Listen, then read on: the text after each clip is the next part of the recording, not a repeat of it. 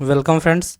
जैसा कि ये सवाल सीजीएल में पूछा गया है, ठीक है, और यहाँ पर हर वैरायटी के 200 सवाल होंगे, कोई भी रिपीटेड सवाल नहीं होगा। मे बी 198 होंगे, मे बी 195 होंगे, क्योंकि एक दो सवाल अक्सर रिपीट हो ही जाते हैं, ठीक है। तो उसमें कोई प्रॉब्लम नहीं होनी चाहिए, और ये सवाल इम्पॉर्टेंट है, तो ध्यानपूर्वक इस सवाल को करिएगा, ये आपकी जिम्मेदारी है, ठीक है। पहले सवाल को एक बार पढ़िए, अगर सवाल लगने वाला होगा तो एक बार में लग जाएगा, ना समझ में आए तो दोबारा कोशिश कीजिए, अगर दोबारा भी समझ में ना आए तो क्वेश्चन को मूव कर जाइएगा जाकर, यानी कि स्किप कर जाइएगा और अगले सवाल को करने की कोशिश कीजिएगा। आई होप यहाँ तक आपको बात समझ में आ गई है। तो सवाल को पढ़ते हैं। तो ट्रायंगल पी क्यू आर के शीर्ष केंद्र ओ वाले वृत्त पर स्थित है, यानी कि कोई ट्रायंगल बना हुआ है पी क्यू आर जिसके शीर्ष जो हैं वो वृत्त की सरकमफ्रेंस पर स्थित हैं, ठीक है। और जो वो वृत्त है उसका केंद्र जो है वो ओ है, ठीक है। एस आर बिंदु आर पर वृत्त की एक स्पर्शी रेखा है, ठीक है। एस आर मैंने टेंजेंट बना दिया है। देखो फिगर बनाया हुआ नहीं आएगा, मैंने इसीलिए बना दिया ताकि आपका टाइम वेस्ट ना हो। मैं फिगर बनाऊंगा उतना अच्छा नहीं बनेगा, क्योंकि मुझे फिर इंसर्ट करना पड़ता बार बार ये फिगर को, तो वो इसीलिए मैंने आपकी क्लैरिटी के लिए बना रखा है।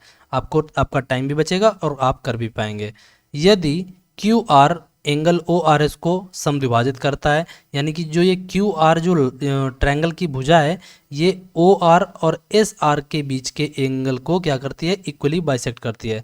तो एंगल आर पी क्यू का माप क्या है, तो एंगल आर पी क्यू, यानी कि आपको ये एक्स डिग्री एंगल आपको बताना है कि ये एंगल भाई मेरे क्या होगा। तो आपको चलो करना शुरू कीजिए। आपको करना कुछ नहीं है, आपको ए एस टी थ्योरम लगानी है, आपको आसानी से आंसर मिल जाएगा। देखो आपको पहले इस वाले को Q से आपको O को मिलाना पड़ेगा। Q से आपको O जैसे ही आप मिलाएंगे तो आपको पता है जितना एंगल x ये डिग्री है उतना ही भाई मेरे x, यानी कि एक सेकेंड गलत मैं कर रहा हूँ, ठीक है। एएसटी थ्योरम से, कौन सी, अल्टरनेट सेगमेंट थ्योरम से, एक्स डिग्री ये होगा तो भाई मेरे एक्स डिग्री ये भी एंगल होगा। आप कहोगे बिल्कुल बात सही है। अगर ये एक्स डिग्री है तो आपको पता है जाकर, क्योंकि ये इसको डिवाइड कर रहा है तो भाई मेरे ये भी कितना हो जाएगा, एक्स डिग्री एंगल बनेगा, ठीक है ना। क्योंकि भाई मेरे क्यू आर जो है ओ आर एस एंगल को इक्वली बाइसेक्ट करता है, तो एक्स डिग्री अगर ये है तो एक्स डिग्री ये भी होगा, बात सीधी सी बात है। और आपको पता है जाकर कि ओ क्यू क्या है, ये भी रेडियस है, और ओ आर भी भाई मेरे क्या है, रेडियस है। थोड़ा सा मैं इसको मिटा देता हूँ, ठीक है। ये भी आर है, ये भी आर है, तो आपको पता है ये ओ क्यू ओ आर ये एक क्या हो जाएगा, एक समद्विबाहु त्रिभुज हो जाएगा। R A B, R A B, तो भाई मेरे आमने सामने के एंगल भी बराबर होंगे, ये भी भाई मेरे कितना हो जाएगा, एक्स डिग्री हो जाएगा। तो एक्स डिग्री ये भी, एक्स डिग्री ये भी हो जाएगा। और आपने ये पढ़ा होगा कि एक ही चाप से केंद्र पर बना कोण परिधि पर बने कोण का दोगुना होता है, तो ये कितना हो जाएगा भाई मेरे, 2x डिग्री हो जाएगा।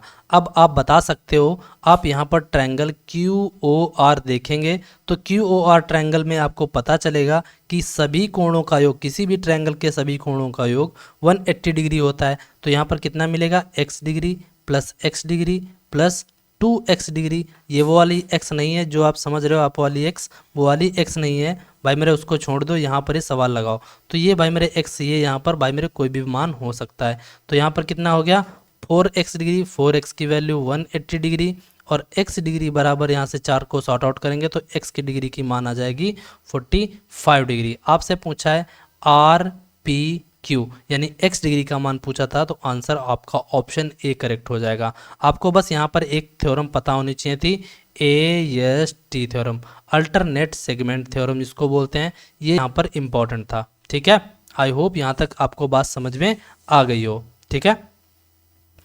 और ये सवाल जो है मैं बता चुका हूँ कब पूछा गया है। चलेंगे अब अगले क्वेश्चन की ओर। आई होप ये क्वेश्चन आपको समझ में आ गया हो।